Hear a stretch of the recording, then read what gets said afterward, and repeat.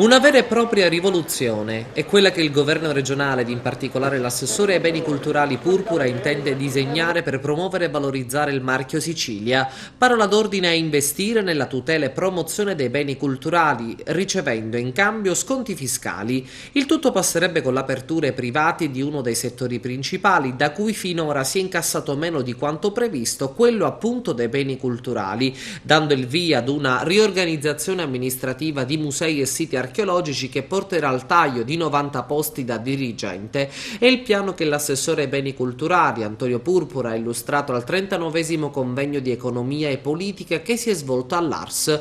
Il decreto è pronto e sarà pubblicato entro metà ottobre. In estrema sintesi prevede di concedere ai privati uno sconto fiscale pari al 65% dell'investimento fatto per finanziare interventi di tutela, conservazione e promozione di qualunque bene culturale della regione. Stiamo applicando una norma prevista da Franceschini a livello nazionale, ha detto Purpura. Se per esempio un privato investirà 100.000 euro, avrà un credito d'imposta da 65.000 euro da sfruttare negli anni successivi.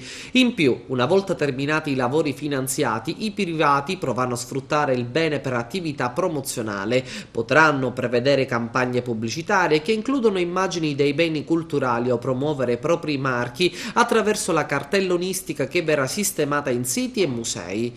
A livello nazionale, precisa Purpura, questa idea non ha dato i risultati attesi, ma noi stiamo applicando dei correttivi che la rendono più appetibile. Per questo motivo sarà resa molto agevole la sponsorizzazione di interventi di valore inferiore a 40.000 euro.